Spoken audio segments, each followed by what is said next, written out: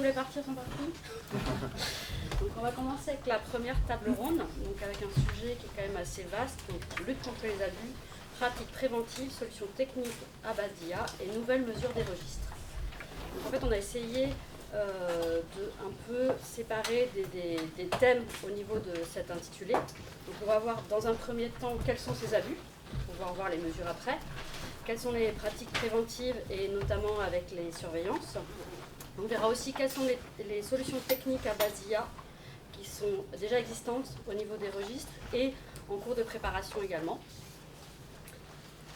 Alors, donc nous avons des intervenants qui vont... donc on va commencer par Marie-Emmanuelle, qui est avocate au cabinet Agile IT, qui a exercé au sein de son propre cabinet pendant 10 ans et qui est avocate depuis 1991 et a toujours été dans des cabinets spécialisés en propriété intellectuelle ou NTIC. Elle est experte UDRP sur plusieurs centres et également par l'expert. Et elle est membre du conseil d'administration de l'ERIL. Nous avons ensuite Marc van der Waal, qui est ingénieur recherche et développement à la FNIC, et donc qui développe des prototypes, des outils de test et des études en lien avec les noms de domaine en .fr.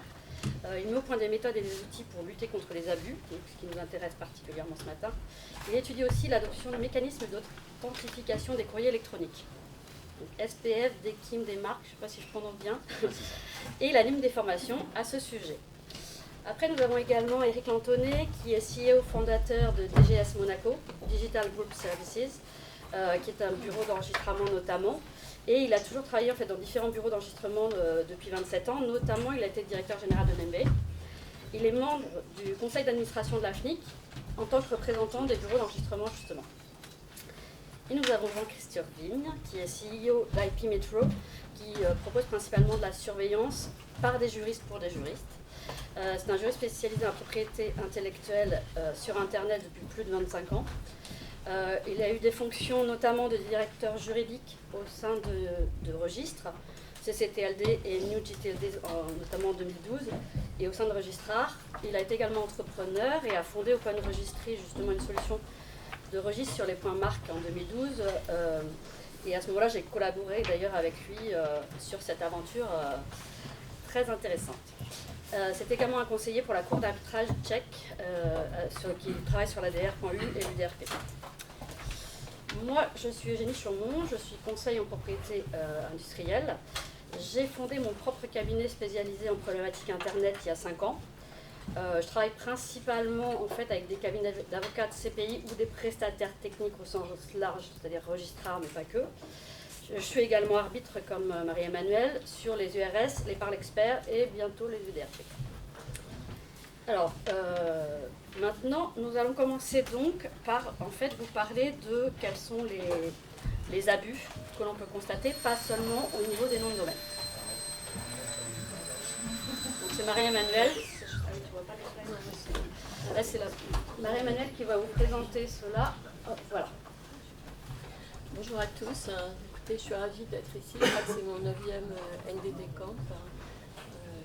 Et je vois que là, vous êtes de plus en plus nombreux à chaque fois. Merci de votre intérêt pour ces sujets. Vous parlez plus fort? D'accord. Il n'y a pas de micro. Et l'écran aussi ne fonctionne pas ici. Ah, génial. On a très de branchage. Câble et... C'est le câble.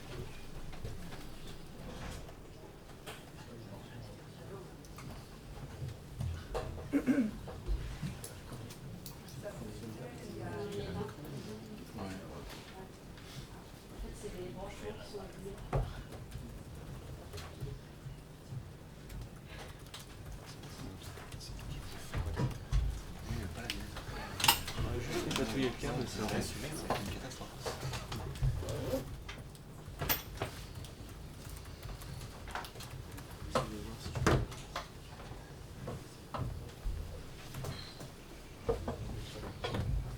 Mais le support n'est pas fondamental. Hein. Ouais. C'est beau, ça. Faut parler fort. Oui. Ouais, je pense que c'est ça. Allez. Donc, parler des abus en matière de nom de domaine. Donc, les abus sur les noms de domaine, ça fait quand même maintenant plus de 20 ans, 25 ans. Et finalement, ça ne cesse pas. Donc, d'où l'intérêt de continuer à en parler. Alors, je vais parler essentiellement d'abord du cybersquatting, puisque c'est l'abus numéro 1. Et ensuite, je voudrais développer des aspects particuliers qui, je trouve, souvent sont négligés dans les procédures, ou même quand on a un nouveau dossier, qui sont un peu négligés, ou même carrément négligés, alors que ça pourrait permettre de construire un dossier et d'arriver à ses fins. Ce sont les données WIS, la question des serveurs MX et des messageries, et aussi les sous-domaines. Alors, donc on commence par le cybersquatting. Bon, bah ça, vous le savez tous, le cybersquatting, c'est la reprise de la marque d'autrui dans un nom de domaine. Alors, les cybersquatting du départ, où c'était mcdonald.com, ou ça, je pense que ça n'existe quasiment plus. Moi, dans tous les cas que j'ai de décision à rendre, mais à chaque fois, ça m'étonne, parce que je me dis, c'est pas possible, ça va jamais s'arrêter. C'est une marque très souvent notoire, et avec un terme générique ou un nom géographique. Par exemple, pour les banques, ça va être BNP-Paris, quelque chose. Enfin, je pense que la BNP a quand même beaucoup de noms de domaine, et je ne veux pas non plus cibler la BNP en particulier. Mais c'est vrai que les banques sont des belles cibles pour le piratage, et elles ont des très bonnes stratégies. Mais dans tous l'ajout d'un nom géographique, c'est quand même très très fréquent. Sinon, ce qui est assez maladroit, c'est quand même l'ajout d'un terme générique qui fait partie de la liste des produits et services visés par la marque. Donc ça, c'est quand même du gâteau, quoi, parce que là, on voit bien que le titulaire, quand il a enregistré ce nom de domaine, c'est un très bon argument pour dire qu'il visait la marque et qu'il l'a fait volontairement pour justifier de la mauvaise foi. Ensuite, il y a aussi beaucoup de pratiques encore de typo-squatting. Donc, il y a des fautes d'orthographe, des inversions de termes, un doublement de lettres, des choses classiques dans la marque qui est reprise. Et souvent, il y a aussi un terme générique qui est ajouté. Je pense que le terme générique, c'est peut-être aussi pour des fins de référencement, enfin, j'en sais rien, c'est aussi peut-être... Mais ce sont vraiment les pratiques les plus... Enfin, moi, ce que je vois clairement dans tous les dossiers que j'ai, lorsque j'ai des décisions à rendre. Alors, quand j'ai des décisions à rendre aussi, là, c'est le fruit de mon expérience beaucoup en tant qu'arbitre.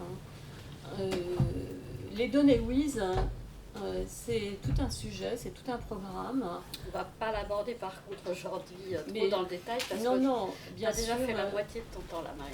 D'accord, mais les données WIS, je vous incite, quand vous avez une procédure extrajudiciaire et qu'on vous révèle l'identité du titulaire, à faire une petite enquête. Il suffit de taper ça sur un moteur de recherche pour voir de qui il s'agit, voir si l'adresse existe, essayer de faire des recoupements pour quand même donner un peu de matière à l'expert.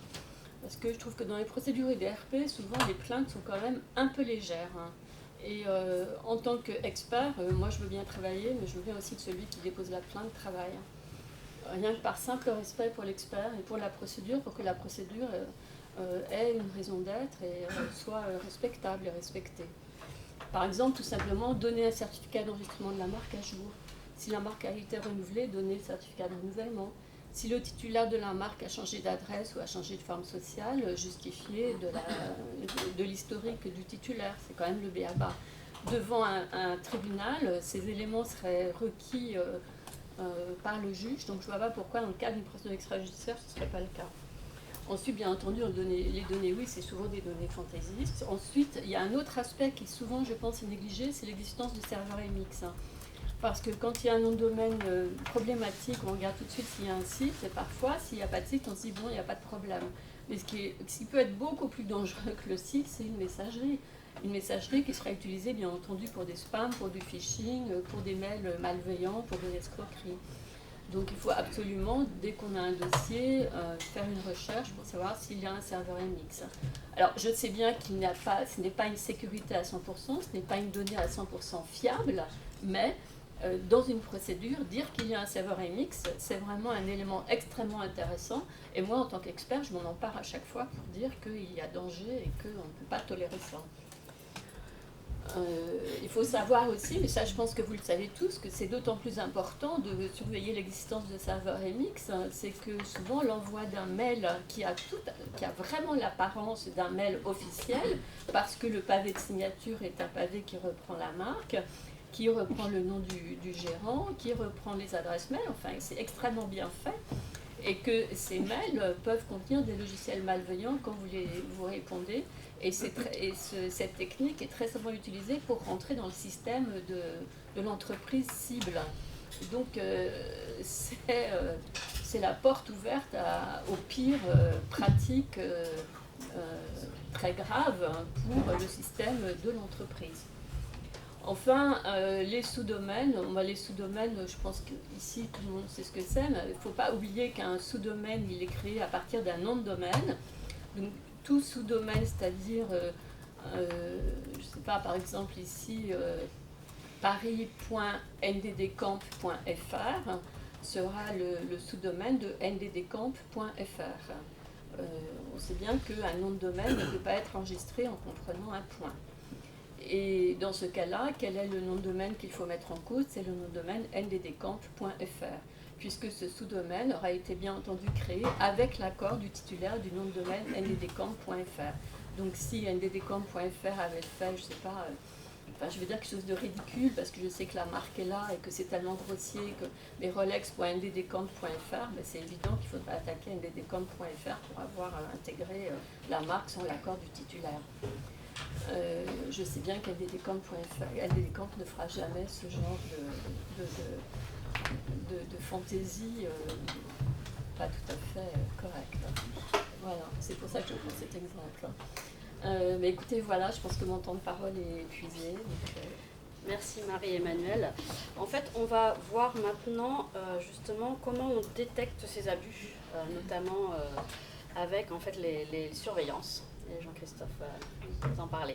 J'étais pas sûr de l'ordre, mais je suis ravi de passer après toi, Marie-Emmanuelle. J'ai pris furieusement des notes, parce que ce que tu disais correspond exactement à mon sens, ce que doit être une surveillance efficace. Et typiquement, alors on est au NDD Camp, mais je vais commencer un premier pavé dans la mare. Aujourd'hui, se limiter au nom de domaine est une aberration. La segmentation de la recherche ne suffit pas. Typiquement, les voyous, les malandrins, appelez ça comme vous voulez, les squatteurs, Internet, c'est Internet, quel que soit le vecteur. On a vu des clients se faire attaquer sur de la blockchain, on voit très souvent des contenus litigieux sur les réseaux sociaux, type Instagram, ce genre de choses. Et comme le disait très bien Marie-Emmanuelle, si on en était resté à McDonald's, on aurait des clients qui ont beaucoup de problèmes.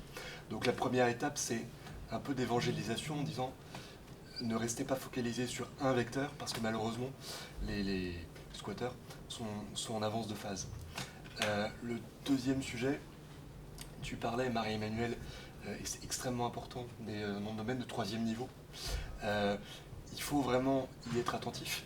Le problème, c'est que c'est une solution, peut-être que l'AFNIC aura un mot à en dire dessus, qui est extrêmement gourmande et coûteuse techniquement, puisqu'il faut des sondes DNS un peu partout, que typiquement, je dis sans honte, une start-up comme IP Metro ne peut pas mettre en place seule. Et donc l'idée, c'est aussi d'aller chercher les bons prestataires avec qui on négocie pour avoir les données, parce que à l'arrivée, on travaille tous pour des marques, des clients finaux, leur expliquer j'avais pas les moyens de détecter banque.toto.com, et c'est pas satisfaisant. Le boulot, c'est détecter banque.toto. Encore une fois, la partie technique, c'est un troisième niveau, on s'en fiche. Ce qu'il faut, c'est détecter la banque et la protéger. L'autre sujet important, là aussi tu en parlais, Marie-Emmanuelle, la technique est souvent cachée, souvent absconse. Un serveur MX, c'est aujourd'hui un signal extrêmement fort.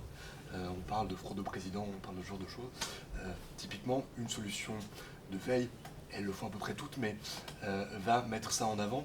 Et de manière plus importante, et j'y viens parce que j'insiste beaucoup là-dessus, le client, comme disait Marie-Emmanuelle, ça peut être Rolex, sauf que l'interlocuteur chez Rolex, il peut y en avoir plusieurs. Et le RSSI aura besoin d'autres informations que le directeur juridique ou le directeur marketing. Ça ne veut pas dire qu'il faut limiter les données fournies, mais qu'en termes de lecture et en termes d'accès aux résultats, il va falloir être flexible. Typiquement, le directeur juridique lui expliquer ce que c'est qu'un serveur MX, ça sera peut-être pas intéressant. Pouvoir juste avoir un flag, un voyant rouge en disant trop de présidents possible, c'est de la cosmétique, mais ça va permettre que le message soit entendu du bon service et que l'action menée soit la plus précise possible, la plus efficace possible. Je ne sais pas sur un terme de temps, mais un des points justement très importants, quand on parle d'action plus efficace possible, il y a deux choses. On a des clients qui nous disent m'envoyer toutes les semaines 5000 noms de domaine, ça ne me sert à rien, je ne vais pas les traiter. Et je n'aurai pas de budget supplémentaire pour les traiter.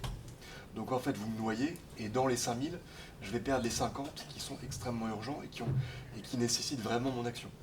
Donc en termes de surveillance, ce curseur-là, pour nous, il est essentiel. Ce qui est essentiel aussi, c'est bête à dire, savoir ce dont le client a vraiment besoin.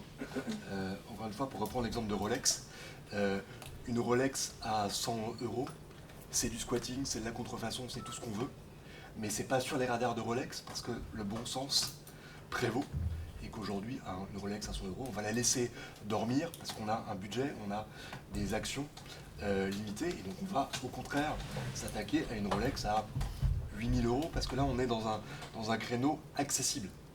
Donc encore une fois, travailler avec le client pour savoir ce qu'on doit remonter.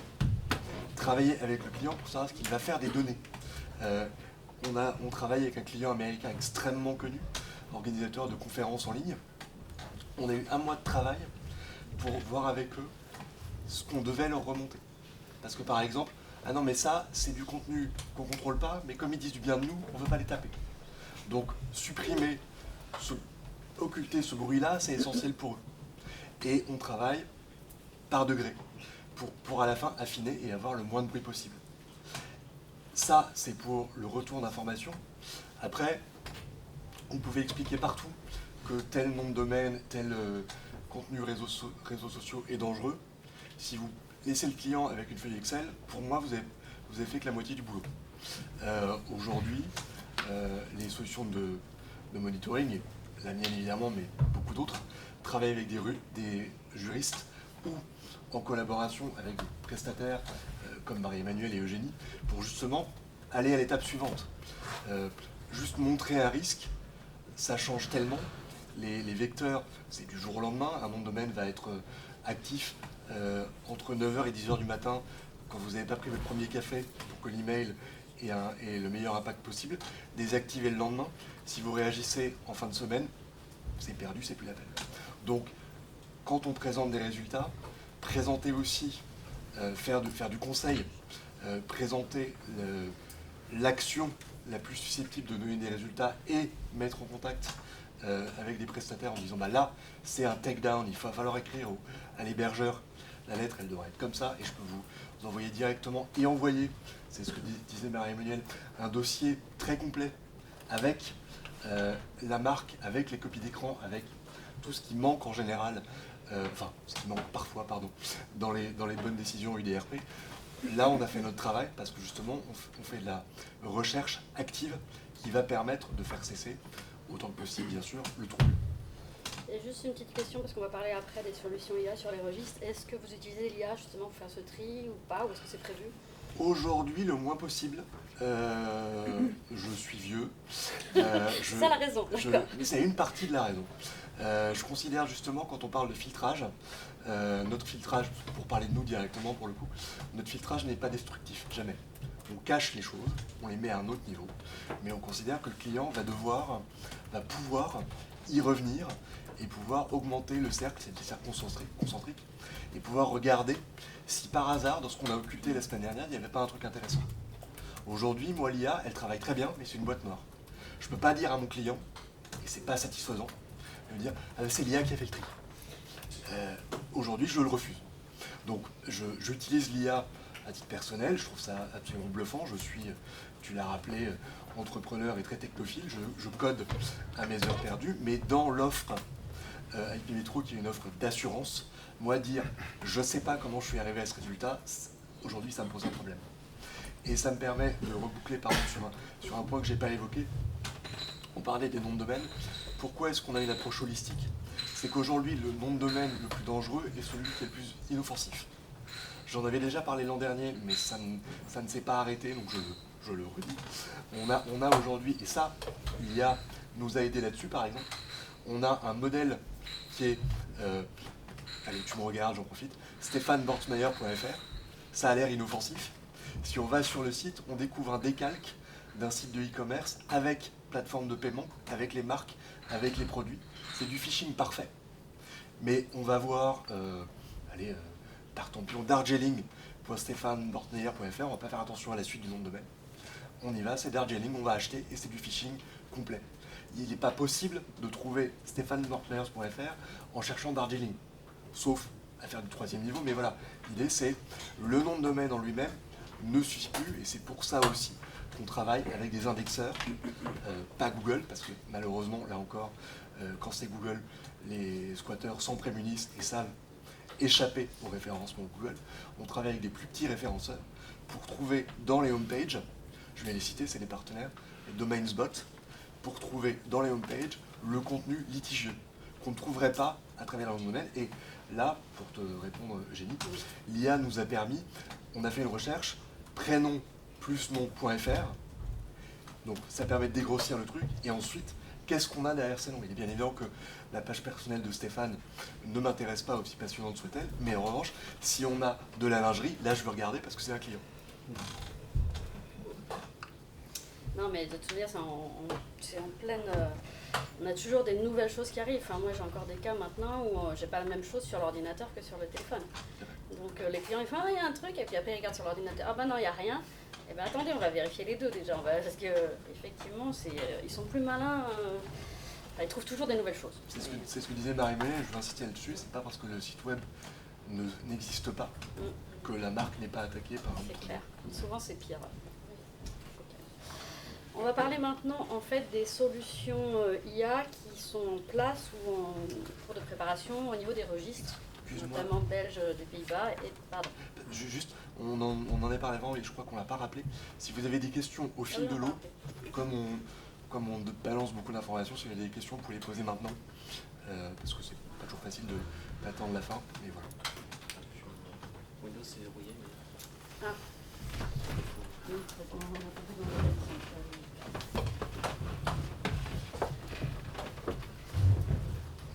Moi j'ai une question sur le serveur MX. Oui. Parce que quand on a un nom de domaine, c'est pratiquement obligatoire d'avoir des serveurs MX puisqu'il faut qu'une adresse soit active pour pouvoir être contacté, Postmaster ou des choses comme ça. On doit avoir une email active du nom de domaine. Non, finalement, c'est presque l'inverse. C'est un nom de domaine qui n'a pas de MX qui serait suspect. Alors, oui et non. C'est-à-dire qu'aujourd'hui, si vous regardez les données AirDAP, c'est pas toujours Postmaster Hat qui est proposé, mais une adresse Gmail ou autre. Donc on répond aux critères du nom de domaine sans avoir de MX attaché au domaine lui-même. La règle mentionnée par monsieur est écrite dans le RFC 2142, qui est un vieux document que tout le monde se fie, et elle n'a jamais été respectée. On peut considérer qu'aujourd'hui elle est dépassée, c'est-à-dire cette obligation que Postmaster at le domaine soit joignable. Bon. Lisez le RFC 2142 pour les détails, mais enfin, tout le monde s'en tamponne. C'est extrêmement intéressant parce que c'est exactement ce que Marie-Emmanuelle parlait des données WHOIS. On est un certain nombre aujourd'hui à être suffisamment vieux pour savoir que le WHOIS a été créé pour répondre quand un site ne marchait pas et pour pouvoir contacter la personne ressource. Ça n'a jamais été un outil de respect des droits, c'est un dévoiement et aujourd'hui quand on réclame un corps écrit le WHOIS pour gérer des litiges, ça n'a pas été prévu pour ça. Tout à fait d'accord. Je sais. On va continuer, vous pourrez faire un débat à la fin peut-être, s'il reste du temps. Donc Marc va nous parler en fait des solutions au niveau des registres à base d'IA. Bon, alors les abus, ça ne concerne évidemment pas que le .fr, ça concerne tous les registres de noms de domaine dans le monde entier. Et donc, en tant que registre, on est à une position stratégique parce qu'on voit passer les enregistrements, les créations de nouveaux noms de domaine. Et il y a justement des signaux faibles qui sont intéressants à exploiter, qu'on voit déjà au moment de l'enregistrement, et de là on peut se dire qu'est-ce qu'on peut faire, qu'est-ce qu'on peut prendre comme mesure technique pour rendre ces créations de domaines à des fins malveillantes plus difficiles. Alors, il y a beaucoup de registres qui commencent un peu à faire qui ont même développé des solutions maison pour les aider à la lutte contre les abus et contre les créations de domaines malveillants. Parmi eux, le registre du .NL, SIDN, a dès 2021 déjà commencé à développer un outil qui s'appelle RegCheck. Et voilà, à force de le mettre au point, alors au début, quand ils ont communiqué publiquement, ils annonçaient des chiffres de précision, de taux de faux positifs qui étaient quand même de l'ordre de 50% de taux de faux positifs, quelque chose comme ça. Mais avec le temps, ils ont amélioré leur outil et ils arrivent à repérer de plus en plus de domaines suspects. On a aussi nos voisins belges qui avaient historiquement toujours tenu à vérifier manuellement chaque création de nom de domaine. Alors forcément, avec plus d'1 millier d'enregistrements quotidiens par jour, ça devenait infaisable. Donc eux aussi, ils ont commencé à développer leur petite moulinette maison pour séparer le grain de l'ivraie. Et plus tard, ils se sont associés avec SIDN pour finalement basculer sur RegCheck également. Donc maintenant, on a 2 registres, le .be et le .nl, qui utilisent RegCheck.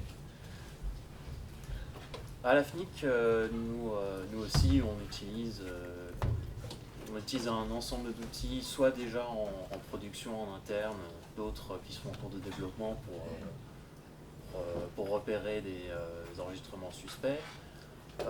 Un des premiers, c'était une thèse, à l'origine une thèse cofinancée par SIDN et la FNIC, qui a donné lieu à un outil qui s'appelle Comar. Et ça, c'est un classificateur. Alors, on sort un peu des... Alors, on reste un petit peu dans le domaine des abus, mais Comar nous permet, étant donné un URL, de faire une classification. Ok, est-ce que c'est un site web qui s'est fait pirater? Parce que ça arrive aussi, un site web WordPress qui se fait pirater et manque de bol, il se met à servir un kit de phishing à l'insu des propriétaires légitimes du site. Ou est-ce que, au contraire, c'est vraiment un enregistrement des fins malveillantes? Et alors ça, c'est un élément qui est intéressant dans la phase de remédiation. Après, au moment de l'enregistrement, on est en train de développer un outil également de notre côté qui vont essayer de repérer ces signaux faibles, comme je disais. Donc, ça peut être des données WHOIS qui paraissent bizarres, qui peuvent paraître fantaisistes. Un exemple, par exemple, c'est le numéro de téléphone. S'il n'est pas correctement formaté, alors il n'y a aucune chance, ou peu de chances que le titulaire soit vraiment joignable par téléphone. Ça, c'est un exemple de signal. On peut regarder aussi la composition du nom de domaine et voir si il ressemble à des noms de domaine qu'on a précédemment vus dans des cas d'abus avérés. C'est ce genre de choses. On est en train donc avec ces solutions techniques, ça demande de faire un petit peu attention quand même.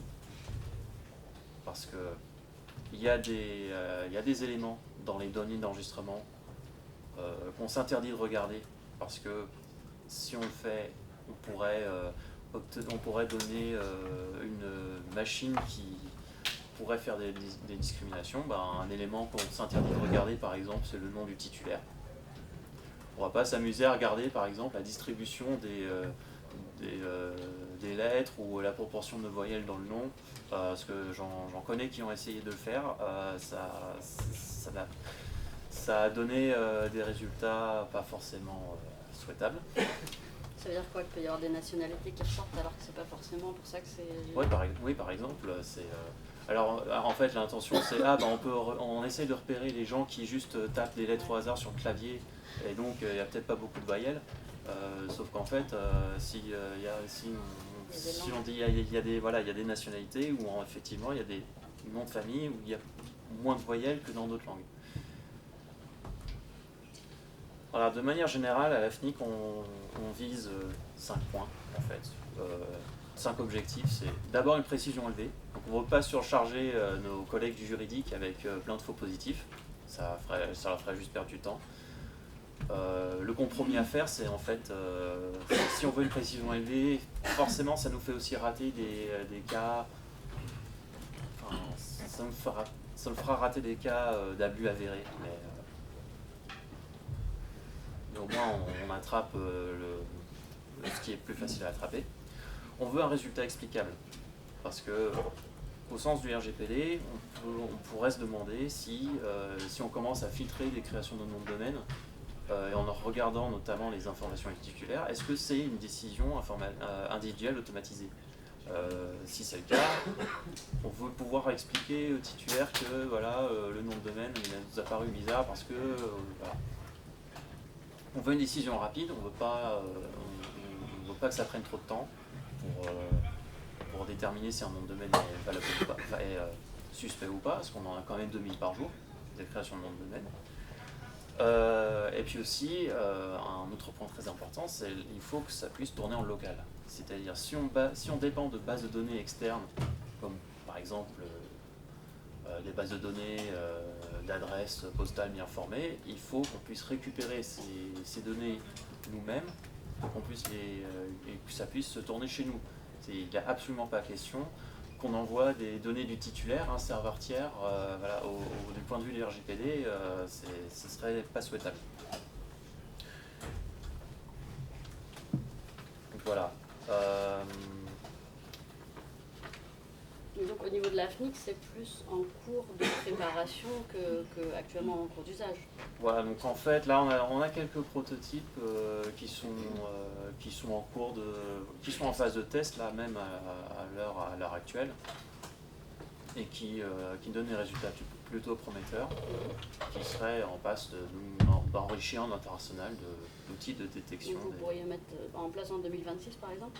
Alors, quand exactement, ça, non, je saurais pas. Non, mais... Je vais pas m'engager là-dessus. J'ai du mal en fait à me rendre compte du temps qu'il faut pour développer ce genre d'outils et pouvoir vraiment les utiliser, quoi. En fait, pour te donner une idée, SIDN, ils ont commencé RedCheck en 2021. Ouais. Ça aussi, c'était une thèse à la base. Et ils ont commencé à vraiment l'utiliser en production en 2023. D'accord. Okay. Ce qui veut dire quand même que voilà, c'est quelque chose qui se fait sur un temps long. Je pense que c'est préférable, mais bon. Donc on vous a parlé des abus, et généralement quand on parle d'abus, on pense plutôt en fait aux cybersquatteurs, aux personnes qui vont avoir réservé les noms des concurrents, des choses comme ça. Mais il y a une chose auquel on ne pense pas toujours, c'est qu'il y a aussi les registrars qui peuvent avoir une responsabilité, soit de leur action, soit du fait un peu de couvrir des abus.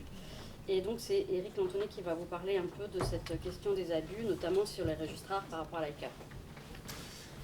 Oui, donc je sais que les registrars sont connus et aujourd'hui, leur rôle, notamment les registrars accrédités par l'ICANN, c'est vraiment un rôle crucial dans l'écosystème des noms de domaine, puisqu'ils sont positionnés à un endroit où ils peuvent agir. Ils assurent l'enregistrement, la maintenance des noms de domaine et pour le compte des titulaires, avec des intermédiaires au milieu, tout en respectant le cadre contractuel et un réglementaire strict qui est dicté par l'ICANN. Et leur responsabilité peut être engagée vis-à-vis de leur réactivité et de la capacité qu'ils ont, notamment face aux contentieux liés à la cybersécurité, à la propriété intellectuelle ou à la conformité réglementaire. Donc je ne détaillerai pas le cas, mais on a le cas Webnik qui est récent et qui montre aussi les capacités de faire bouger un registraire en cas de non-respect. Donc, pour ne pas être trop long, je vais vous dire que le registrar, il doit respecter le contrat d'accréditation de l'ICANN, le RAA. Il doit respecter la protection des droits des tiers et il doit gérer les abus dans la mesure du possible. Et ils doivent mettre en place des procédures internes pour traiter les abus et répondre rapidement au signalement. Pour illustrer, et pas faire une présentation juste de ce que tout le monde connaît quasiment dans la salle, c'est vrai que je peux parler de cas que j'ai rencontrés qui sont des cas spécifiques et je les ai vécus personnellement, donc du coup je sais exactement de quoi il en ressort. Je ne vous entends pas très bien, monsieur. Ah, pardon. Oui, je monte le ton et le son. Donc oui, je disais que je vais illustrer certaines situations de responsabilité des registrars en disant que j'ai des cas particuliers qui ont dû être traités, et notamment quand on vous signale, les services juridiques vous remontent en tant que dirigeant d'un registrar une situation où vous avez un nom de domaine qui n'est pas très parlant, mais par contre le contenu, vous avez des hommes armés avec des kalachnikovs et des écritures qui ne sont pas dans une langue qu'on maîtrise, et qu'après traduction on voit qu'il n'y a pas d'ambiguïté, vous devez réagir promptement. Donc c'est ce qui est dit, et le registrar doit agir rapidement. Ce cas est un cas de réflexion que j'ai gardé depuis longtemps, parce qu'en fait, on a décidé évidemment de couper le site, et la coupure du site a déclenché que 2 heures après, on a eu un appel téléphonique nous disant, et en me demandant personnellement, donc les informations étaient connues, pour demander la réouverture du site.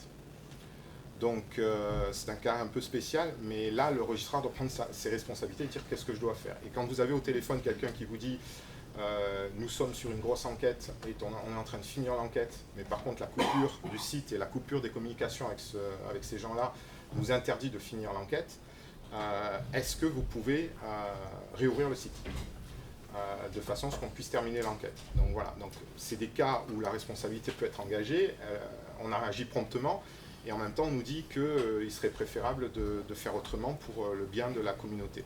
Donc effectivement, exceptionnellement, j'ai décidé de suivre cette demande, sachant qu'on me disait évidemment que le coup de fil n'avait pas eu lieu, et que dans tous les cas, je resterai 100% responsable.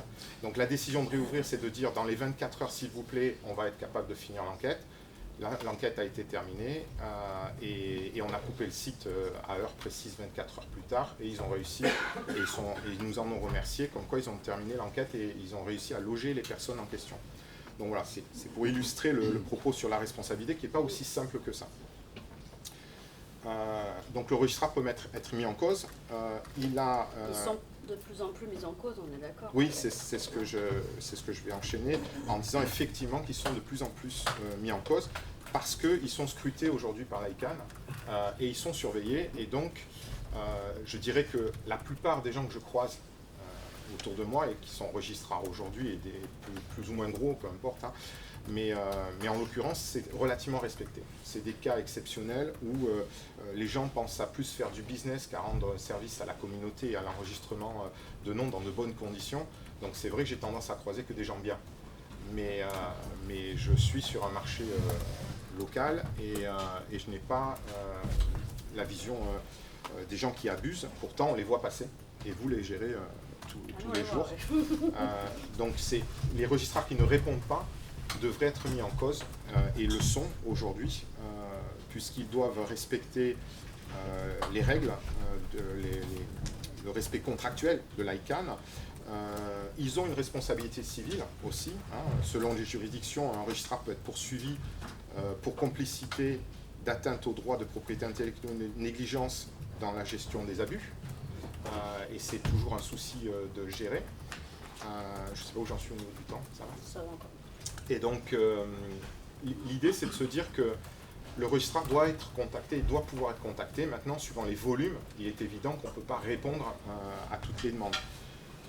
Et on ne peut pas réagir promptement sur une atteinte à la réputation et se positionner en tant que juge. Le problème, c'est que le registrar, il a le pouvoir, comme je venais de dire sur le cas précédent, d'organiser une coupure sur laquelle il ne prend pas beaucoup de risques parce qu'il y a des évidences qui font qu'on peut couper. Mais l'évidence n'est pas toujours aussi claire et on ne peut pas agir aussi facilement qu'on imagine. Juste, excuse-moi, je voudrais juste rajouter par rapport à ça que oui, il y a certains registrars qui bloquent les noms ou les sites et tout ça. Par contre, il y a des registrars comme Webnik qui bloquent les noms, les débloquent, les rebloquent, les débloquent, et à chaque fois on leur envoie des mises en demeure et tout. Et moi, pour un client, on avait carrément fait une démarche auprès de l'ICANN contre Webnik. C'est pas là-dessus qu'ils ont été épinglés, mais je pense que quand même, à partir du moment où on signale, on fait des actions, et n'importe qui d'entre vous peut aller signaler auprès de l'ICANN un registrar qui ne respecte pas le RAA, sachant qu'il a été durci quand même ces derniers temps. C'est pas très compliqué, bon, il faut apporter des preuves évidemment, parce que c'est pas non plus. Mais je trouve que franchement, ça permet d'assainir un peu, et au bout d'un moment, quand même, ces registrars finissent par un peu rendre des comptes, quoi. Oui, Voilà. il faut agir. Oui, c'est bien merci pour ta précision, mais oui, effectivement, c'est une parenthèse importante parce que ça veut dire qu'il faut être capable de savoir, parce que les gens ne le savent pas dans le public. Là, aujourd'hui, tout le monde est quasiment informé dans cette salle. Mais de savoir qu'on peut agir vis-à-vis de l'ICANN, c'est une bonne chose. Et là, aujourd'hui, le cas de Webnik est intéressant parce qu'on est sur un registrar qui fait cette action aller-retour, mais on est aussi sur un registrar qui ne répondait pas à des choses évidentes, comme je disais tout à l'heure, et qui donc n'agit pas dans le cadre du RAA. Et donc, il faut pouvoir agir. L'ICANN est en train de mettre en place une procédure. Ils avaient jusqu'au 19 août, d'après ce que j'ai vu, pour se mettre en conformité. On aura la réponse plus tard, savoir ce qu'a fait l'ICANN. Mais je pense que ça peut aller quand même jusqu'à une rupture de l'accréditation et une cessation d'activité sur des gros registrars comme eux, parce que je crois qu'on est à plus de 500 000 .com, quelque chose comme ça. Je parle des .com, mais voilà, quand on est sur ces niveaux-là, l'ICANN a du mal aussi à fermer ce genre de registrar. Et je rajouterai une couche qui est importante, puisque c'est de par mon expérience aussi, on parle du registrar, mais on n'a pas conscience qu'en dessous du registrar, l'ICANN ne reconnaît que le registrar et le registrant, et le titulaire. Mais il y a tout un écosystème au milieu. Il y a tous les revendeurs, il y a tous les intermédiaires. Et tous ces revendeurs et ces intermédiaires ont une certaine latitude en fonction des conditions générales et des conditions du registrar. Si le registrar est très large et très lâche, ben, il va laisser faire ses revendeurs. Mais il est responsable. Mais il est responsable. Et donc la particularité de certaines conditions générales pour des revendeurs, c'est de dire nous vous reportons la responsabilité en cas d'abus. Mais il faut aussi agir. C'est-à-dire qu'on ne peut pas, parce qu'on a un revendeur qui agit mal, se dire, ben, comme c'est le revendeur qui a la maîtrise du titulaire, on va le laisser se débrouiller. Le registrar doit agir. Donc aujourd'hui, que l'ICANN est capable de taper, parce qu'historiquement, et vu mon âge, on a toujours le même problème, on est vieux, on a vécu des situations où ça ne posait aucun problème. On ne se posait jamais la question de perdre l'accréditation. C'était même pas imaginable. Donc ces cas aujourd'hui veulent dire qu'il y a des gens qui sont rentrés dans le marché pour faire autre chose que de l'enregistrement de nom de domaine pour faire du bien dans l'Internet, et ils ont décidé d'agir autrement. Donc il faut pouvoir agir, et effectivement tu as raison de préciser qu'en allant vers l'ICANN, on peut titiller, déclencher, et ils sont plus surveillés après, quoi. Voilà, et en l'occurrence, comme évidemment sur ce cas-là, tu n'as pas été la seule à le signaler, et il y a eu des cas beaucoup plus graves, ben, en fait ils se sont intéressés à ça. Et aujourd'hui ils ont mis les moyens à l'ICANN, vraiment. Donc en recrutant des juristes, enfin ils ont vraiment du monde autour. Tu voulais juste dire quelque chose. Un bémol historique sur la présentation. Les choses ont vraiment changé. Et clairement, Webnik, on a un acteur qui est proactif aujourd'hui. Donc on parle d'assainissement, c'est nécessaire. En revanche, pour faire un rappel sur le WHOIS, aujourd'hui, les données les plus faciles, les données encore publiques, sont les données du registrar. Et donc, je ne voudrais pas accréditer son jeu de mots ici. En fait, le droit à la paresse, c'est-à-dire que, pardon, pas ici évidemment, et très peu dans cette salle, l'idée de dire, ah bah tiens, on peut contacter le registrar, j'ai entendu que le registrar était responsable, allons-y, allons le taper. Il y a une vraie différence à faire entre un Webnik qui industrialise et un registrar qui cache les données du titulaire, pas parce qu'il le souhaite. Je peux vous assurer, pour avoir été registrar moi-même, que servir de bouclier à des squatteurs, c'est pas agréable. Mais on respecte le RGPD. Par ailleurs, juste 2 secondes sur un cas personnel, un arrêt de cour d'appel de principe cour d'appel de Versailles de 2011, je crois, où j'étais directeur juridique de René à l'époque. Des marques formales conseillées avaient décidé d'attaquer le registrar à raison d'1 million par marque. De tête, il y avait 20 marques, ça commençait à 3 Suisses et ça se terminait à Hermès, pour vous donner un ordre d'idée. Donc quand on est un petit registrar, ça fait un peu peur. On a dû mobiliser des ressources extrêmement importantes, mais on a prévalu en première instance et en appel, en expliquant justement, pour reprendre ce que disait Eric, que ce registrar-là, en l'occurrence, n'avait pas été négligent et n'avait pas été facilitateur. Et la justice, sur ces 2 points-là, qui sont essentiels évidemment, a donné raison à EuroDNS, y compris en appel, et bizarrement les marques qui étaient très va-t-en-guerre au départ, aucune ne s'est pourvue en cassation. Donc c'est juste pour dire, c'était il y a une douzaine d'années, il y a des gens dans cette salle qui s'en souviennent et qui ont pris une part active, mais il faut vraiment faire attention, c'est pas parce que le registrar est public que le registrar sera forcément responsable, et voire même qu'il est utile de perdre son temps, quand on est une marque, à vouloir chercher des noises à tous les registrars. Bien entendu, le cas Non, mais unique, il y a des cas comme ça. clairement, c'est que dans des cas extrêmes Exactement. où vraiment ils collaborent vraiment pas, ils font pas le minimum. Et sur le oui, je me permets de dire que en ce qui concerne les personnes morales titulaires de nom de domaine, le RGPD ne dit pas que les données doivent être anonymisées. Tout à fait. Voilà.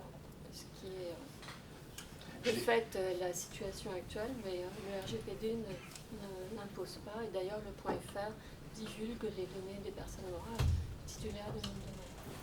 Le .eu également. Personnes morales, oui. Personnes morales. Et personnes physiques qui ont accepté Oui. la divulgation. Oui. Ne parlez pas que entre vous, on est montant. Ah, je veux dire, le RGPD ne dit pas que les données WIS des personnes morales titulaires de nom de domaine doivent être anonymisées. Même si c'est le cas de la plupart des registrars, ce n'est pas. On parle beaucoup du RGPD, mais le RGPD n'impose pas cette obligation. J'ai parlé de la paresse des marques, et donc en tant qu'ancien registrar, j'en prends ma part. Il y a ici une vraie paresse des registrars, c'est plus facile de coder on ne met rien que de s'interroger sur ce qu'est une personne morale, une personne physique. Et en effet, je te rejoins à Marie-Emmanuelle, en l'occurrence, ça protège les personnes morales qui ne devraient pas en bénéficier selon le RGPD. Je préciserai sur, si je peux enchaîner, je préciserai sur la responsabilité des registrars aussi sur le deuxième effet qu'il peut y avoir chez un registrar, en l'illustrant plutôt que de donner des éléments que j'avais préparés, mais en illustrant par un cas vécu, qui est un deuxième effet qui n'est pas connu et qui fait que le registrar a une position difficile aussi sur l'atteinte à une marque et la décision qui peut être prise effectivement par le registrar de dire qu'effectivement il y a une atteinte à la marque, et comme je le disais tout à l'heure, l'engagement vis-à-vis de l'ICANN et autres, c'est de réagir promptement et d'organiser la décision finale de couper le site ou pas. J'ai été dans l'affaire, et comme on est ancien, on parle de vieilles affaires évidemment, mais j'ai été dans l'affaire Je boycotte Danone, qui est relativement connue, puisque j'étais le registrar, et où la décision de couper, elle a été prise. Mais voilà, le registrar prend la décision de couper parce que c'est une évidence d'une nuisance à la marque avec copie du site et vraiment des annonces délictueuses qui attaquent la marque. Sauf que le registrar en question avait connaissance de ce qui était fait à côté, et les dépôts de nom de domaine c'était plusieurs dizaines de noms de domaine, et que Je boycotte Danone était celui qui avait été repris pour utiliser le site et tout, mais c'est quelqu'un qui possédait aussi j'enculedanone.com. Donc l'ambiance globale faisait qu'on comprend bien qu'il y a une nuisance à la marque, et l'évidence juridique faisait qu'il y avait une nuisance à la marque. Sauf que évidemment, derrière, s'en mêle un journaliste d'une chaîne télé morte depuis, très connue, s'en mêle des politiques, et le registrar est attaqué pour atteinte à la liberté d'expression. Ce qui n'est pas une attaque simple et qui est compliqué à gérer, mais voilà. Donc c'est pour dire que le registrar, il a cette position quand même où la décision, sans décision de justice, pose un problème, même devant une évidence. Parce que on peut, quand vous entendez les deux parties, évidemment, vous donnez raison à la partie qui a parlé en dernier, parce qu'on voit les conclusions des deux côtés, on dit bah oui, il y a une atteinte à la liberté d'expression. Bon, il faut voir ce que c'est que l'expression aussi, parce qu'en l'occurrence, l'expression avait changé entre-temps, mais l'expression de départ sur laquelle on prend la décision, elle n'était pas sur je boycotte, elle était plutôt sur le deuxième nom de domaine que j'ai cité tout à l'heure. Donc voilà, c'est pour vous dire que la responsabilité du registraire, elle est importante. Les responsables et les directeurs qui prennent ces décisions-là, c'est compliqué. Et comme tu disais, Christophe, évidemment, quand on est à la tête d'un registraire et qu'on prend ces décisions, on n'est pas juge, on n'a pas la possibilité de juger de la décision. Et du coup, on a ce deuxième effet qui est risqué. Donc il faut aussi savoir que le registraire a ce deuxième effet qui est compliqué à gérer. C'est pour ça qu'il y a des registraires qui consultent des avocats ou des CPI comme nous sur des cas où ils ne savent pas trop. Voilà, parce qu'effectivement, nous, on a l'habitude de rendre des décisions. Alors, c'est plus les UDRP, les PARL et tout. Mais c'est vrai qu'il y a des cas qui ne sont pas simples. C'est ça, tout à fait. Ça peut sembler, mais oui, mais il y a liberté d'expression, tout ça. Enfin, il y a quand même plusieurs concepts qui peuvent se... Oui, mais voilà. Là, le registraire peut être juge, alors qu'en fait, le procès n'est même pas encore en cours ni rien. Et ce deuxième effet, on ne l'a pas vu arriver et on n'imaginait pas, puisque c'était... en plus, vous normalement, imaginez... c'est pas flagrant. Non, puis la stupidité est que les noms de domaine étant enregistrés au même endroit, chez le même registraire, que ce nom de domaine-là pour... Ça joue. Voilà. Donc, c'est quand même complexe. On a fait à peu près le tour. Est-ce que vous avez des questions ? J'ai une question pour Marc. Tout à l'heure, vous avez parlé d'outils que vous mettiez en place à la FNIC pour bloquer les noms de domaine suspects. Si vous bloquez un nom de domaine, celui qui a déposé le nom de domaine peut, vous avez prévu quelque chose pour qu'il puisse intervenir, prouver sa bonne foi et que vous le débloquiez, ou c'est une décision pour l'instant, on ne bloque rien sauf dans un cas précis, c'est si le code pays de l'adresse postale ne correspond pas à un pays dans l'Union européenne. Là, dans ce cas, oui, on reboucle avec... là, on donne l'opportunité au titulaire de corriger ses données ou de... Voilà. Et sinon, voilà, on donne 7 jours et après, s'il n'y a pas de réponse, on bloque. Mais dans les autres cas, pour l'instant, on surveille juste et le cas échéant, on fait une demande de justification des données titulaires.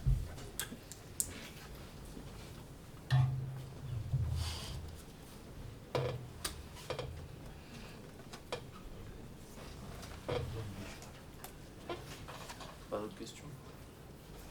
On vous a donné trop d'infos. Vous utilisez les trafics DNS, les seuls à avoir en tant que registre pour voir des patterns de malveillance sur le domaine. Alors, le trafic annex domaine, c'est quelque chose qu'on envisage, oui.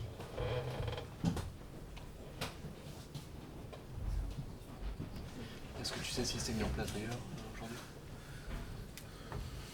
Je sais qu'il y a, chez d'autres registres, je ne saurais pas dire, mais je sais qu'il y a beaucoup de, il y a quelques fournisseurs de solutions de cybersécurité qui regardent aussi le trafic DNS passif, et regardent le trafic vers des noms de domaine inexistants.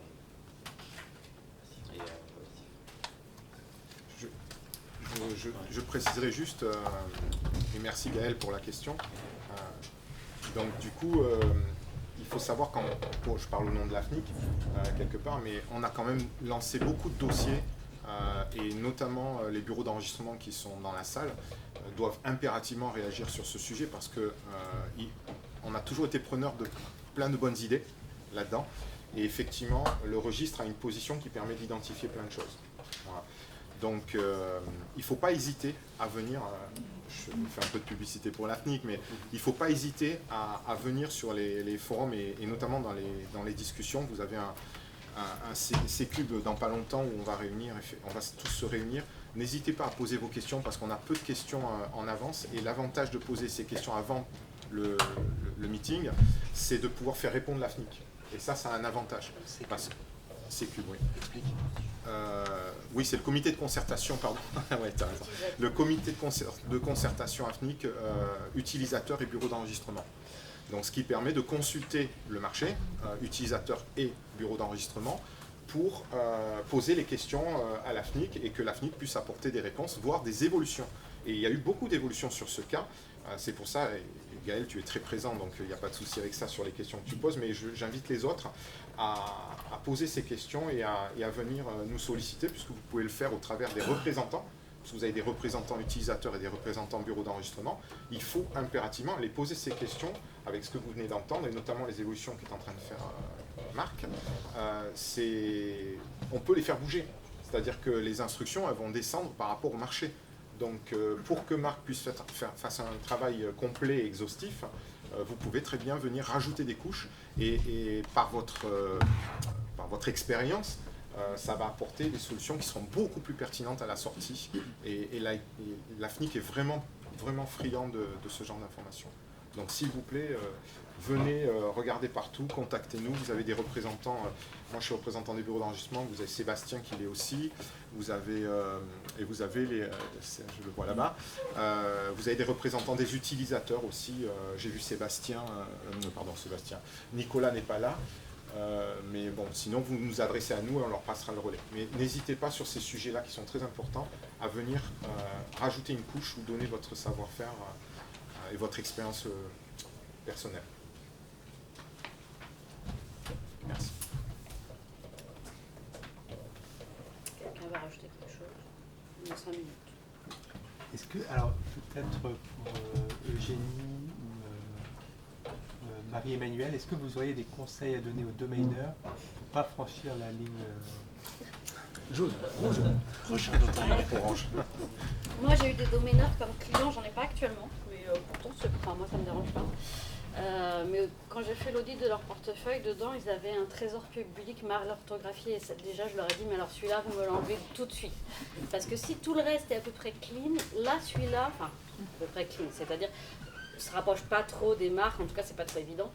Celui-là, enfin, tout de suite on va vous prendre de mauvaise foi, et on a des outils en plus maintenant pour essayer de reconstituer quand même des portefeuilles, on arrive à avoir certains résultats, alors ça dépend comment c'est fait, mais voilà, donc il y a déjà, oui on peut effectivement, je sais pas, avoir un nom de domaine orange, qui est vraiment pour des oranges, ou quelque chose comme ça, bon c'est pas le bon exemple, mais voilà. Mais après, des noms de domaine qui sont comme ça, trop proches de marques, qui ne sont pas exploités pour quelque chose qui correspondrait à leur nom générique ou quelque chose comme ça, déjà ça paraît un peu suspect. S'il y en a plusieurs et qu'en plus dedans on en trouve qui vraiment sont gênants, parce que la trésor public, personne n'a le droit d'utiliser trésor public, à part le trésor public, enfin, c'est tellement évident que voilà. Bah ça, après, il y a aussi, dès qu'on commence, si on va un peu trop près des marques et qu'on commence à être condamné, à chaque fois, nous, on recherche la jurisprudence, et comme c'est public, et dès qu'il y a une décision contre quelqu'un, c'est une présomption de mauvaise foi quand même. Voilà, après, je dirais aussi bien se défendre, parce que j'en ai vu aussi, alors, qui des fois se défendent à peine et le font eux-mêmes, en se disant, je connais tout, c'est bon, je connais, mais c'est du juridique, donc c'est quand même particulier, et des fois d'aller citer un peu de la jurisprudence ou des choses comme ça, ça peut être utile pour faire basculer quand c'est du 50-50, quoi. Mais, je dirais, on a suffisamment parlé de notre âge, j'en rajoute, prenez pas les gens pour des abrutis en fait. Voilà, c'est ça. On est en 2025, la jurisprudence elle s'est faite, les juges ils sont quand même un peu informés, même les juges du fond, sans même parler des UDRP. Moi je me souviens d'un cas il y a 15 ans de ArcelorMittal, et le titulaire m'expliquait que c'était, regardez il y a 2 lapins, il y en a un c'est Arcelor et l'autre c'est Mittal, et c'est le site pour montrer mes lapins. Je veux dire, voilà, à un moment, ne nous donnez pas envie de dégager votre portefeuille juste pour qu'on ait la paix. Parce qu'il y a ça aussi. Je te rejoins parce qu'effectivement, moi je me souviens, au début 2000, on avait tous ceux qui avaient mis fuck sur couf et tout, machin. Et on comprend pas c'est quoi le problème. Maintenant, on a quand même un peu, les gens sont un peu au courant normalement. Donc jouer, je sais pas ce que j'ai fait là, c'est pas de ma faute, c'est un peu... souvent c'est mal pris en fait. Il vaut mieux avoir un argument. Il faut faire attention aussi sur la notion de bonne mœurs. Voilà, c'est une notion relative. Et il y a des noms de domaine. D'ailleurs, la FNIC a une liste de noms interdits qui comprend ces termes-là. Non, mais il faut rester dans le registre des termes génériques, des noms géographiques. Voilà, il ne faut pas toucher aux marques. Mais, enfin, c'est à vos risques et périls. Après, c'est difficile de ne pas toucher du tout aux marques. Plus fort parce que c'est intéressant. Et par ailleurs, pardon, votre question montre que vous voulez bien faire, donc vous n'êtes pas du tout ciblé dans nos réponses, mais c'est... Voilà. Je pense que pour un domaineur, avoir des noms de domaine qui intègrent des marques, c'est risqué. Mais c'est quasiment impossible de ne pas en avoir, parce que si on prend toutes les marques enregistrées dans le monde, puisque c'est un peu l'idée quand même, Je suis désolée, il y a tellement de termes génériques qui sont enregistrés et tout que Oui, bien il sûr. faut faire attention. Je Oui. dirais les marques notoires et de renommée, déjà, il faut écarter, quoi. Voilà. Ça c'est sûr. Et après, moi je considère qu'il faut prendre chaque nom de domaine et faire un petit coup d'œil à quelles sont les marques. Parce qu'effectivement, il peut y en avoir, mais si effectivement la marque n'est pas connue du tout et très loin, le risque est moindre. Mais ne pas du tout regarder s'il y a un risque ou pas, Je pense plutôt que orange, il vaut mieux prendre pamplemousse. Une question C'est plus long à écrire. la notoriété, parce que je pense que c'est ce qui fait la différence. Au générique, peut-être effectivement une marque notoire comme Orange, et auquel cas c'est indiscutable.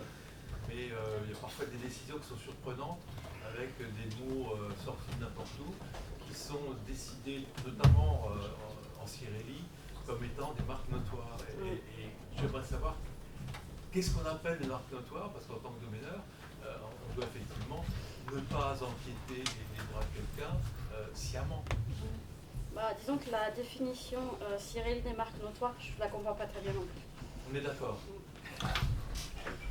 Et devant un tribunal, prouver la notoriété, ce n'est pas facile. Il faut une enquête de notoriété, il faut réunir des éléments de preuve concordants, qui s'inscrivent dans le temps, vraiment qui montrent que vous et moi, on connaît la marque.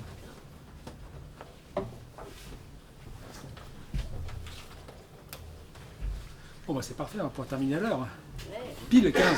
Parfait. Attends, je coupe le son parce que